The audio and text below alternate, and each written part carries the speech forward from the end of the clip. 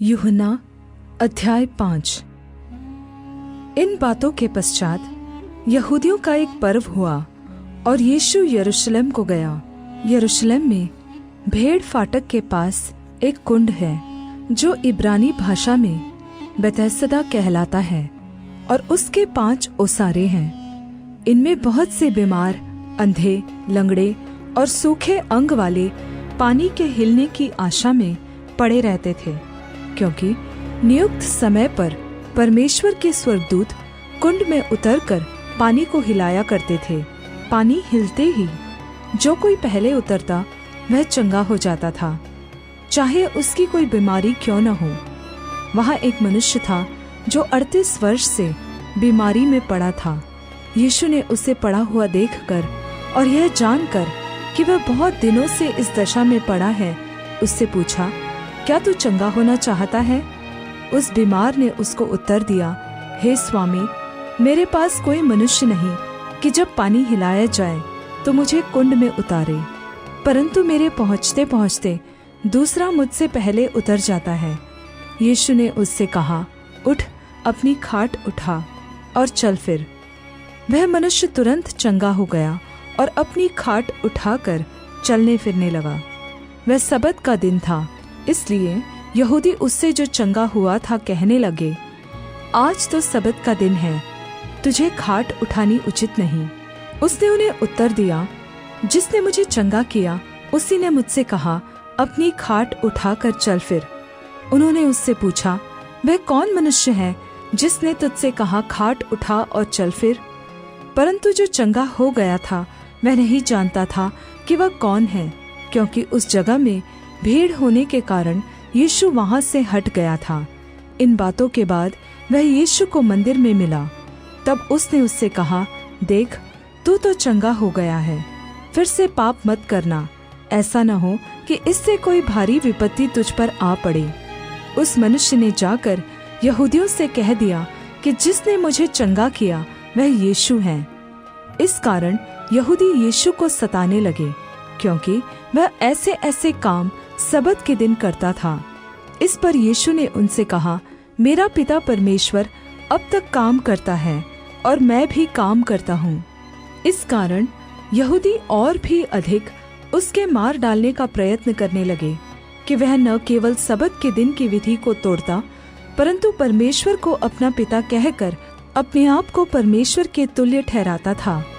इस पर यीशु ने उनसे कहा, मैं तुमसे सच सच कहता हूँ, पुत्र आपसे कुछ नहीं कर सकता, केवल वह जो पिता को करते देखता है, क्योंकि जिन जिन कामों को वह करता है उन्हें पुत्र भी उसी रीति से करता है, क्योंकि पिता पुत्र से प्यार करता है और जो जो काम वह आप करता है वह सब उसे दिखाता है, और वह इनसे भी बड़े काम उसे दिखाएगा, ताकि तुम अचंभा करो।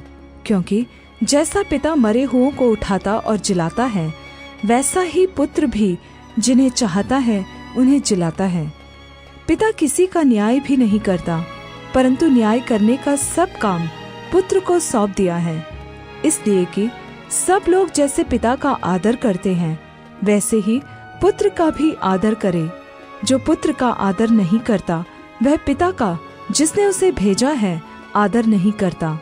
मैं तुमसे सच सच कहता हूँ, जो मेरा वचन सुनकर मेरे भेजने वाले पर विश्वास करता है, अनंत जीवन उसका है और उस पर दंड की आज्ञा नहीं होती, परंतु वह मृत्यु से पार होकर जीवन में प्रवेश कर चुका है।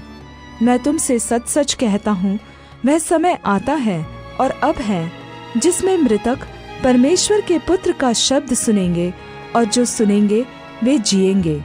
क्योंकि जिस रीति से पिता अपने आप में जीवन रखता है, उसी रीति से उसने पुत्र को भी यह अधिकार दिया है कि अपने आप में जीवन रखे, वरन उसे न्याय करने का भी अधिकार दिया है, इसलिए कि वह मनुष्य का पुत्र है। इससे अचंभा मत करो, क्योंकि वह समय आता है कि जितने कब्रों में हैं उसका शब्द सुनकर निकलेंगे। जिन्होंने भलाई की है वे जीवन के पुनरुत्थान के लिए जी उठेंगे, और जिन्होंने बुराई की है वे दंड के पुनरुत्थान के लिए जी उठेंगे। मैं अपने आप से कुछ नहीं कर सकता, जैसा सुनता हूँ वैसा न्याय करता हूँ, और मेरा न्याय सच्चा है, क्योंकि मैं अपनी इच्छा नहीं परंतु अपने भेजने वाले की इच्छा चाहता हूँ। यदि मैं आप ही अपनी गवाही दूँ तो मेरी गवाही सच्ची नहीं। एक और है जो मेरी गवाही देता है, और मैं जानता हूँ कि मेरी जो गवाही वह देता है वह सच्ची है। तुमने यूहन्ना से पूछवाया और उसने सच्चाई की गवाही दी है, परंतु मैं अपने विषय में मनुष्य की गवाही नहीं चाहता। फिर भी मैं ये बातें इसलिए कहता हूँ कि तुम्हें उद्धार मिले। वह तो जलता और चमकता हुआ दीपक था, और तुम्हें कुछ देर तक उसकी ज्योति में मगन होना अच्छा लगा, परंतु मेरे पास जो गवाही है वह यूहन्ना की गवाही से बड़ी है, क्योंकि जो काम पिता ने मुझे पूरा करने को सौंपा है, अर्थात यही काम जो मैं करता हूँ, वे मेरे गवाह है कि पिता ने मुझे भेजा है, और पिता जिसने मुझे भेजा है उसी ने मेरी गवाही दी है। तुमने न कभी उसका शब्द सुना और न उसका रूप देखा है, और उसके वचन को मन में स्थिर नहीं रखते, क्योंकि जिसे उसने भेजा तुम उस पर विश्वास नहीं करते। तुम पवित्र शास्त्र में ढूंढते हो, क्योंकि समझते हो कि उसमें अनंत जीवन तुम्हें मिलता है, और यह वही है जो मेरी गवाही देता है। फिर भी तुम जीवन पाने के लिए मेरे पास आना नहीं चाहते। मैं मनुष्यों से आदर नहीं चाहता, परंतु मैं तुम्हें जानता हूँ कि तुम में परमेश्वर का प्रेम नहीं। मैं अपने पिता परमेश्वर के नाम से आया हूँ, और तुम मुझे ग्रहण नहीं करते।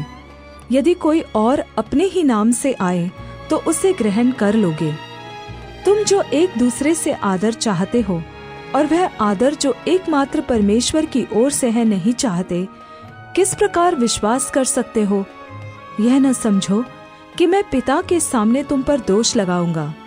तुम पर दोष लगाने वाला तो है, अर्थात मूसा है, जिस पर तुमने भरोसा रखा है। क्योंकि यदि तुम मूसा पर विश्वास करते तो मुझ पर भी विश्वास करते, इसलिए कि उसने मेरे विषय में लिखा है। परंतु यदि तुम उसकी लिखी हुई बातों पर विश्वास नहीं करते तो मेरी बातों पर क्यों विश्वास करोगे?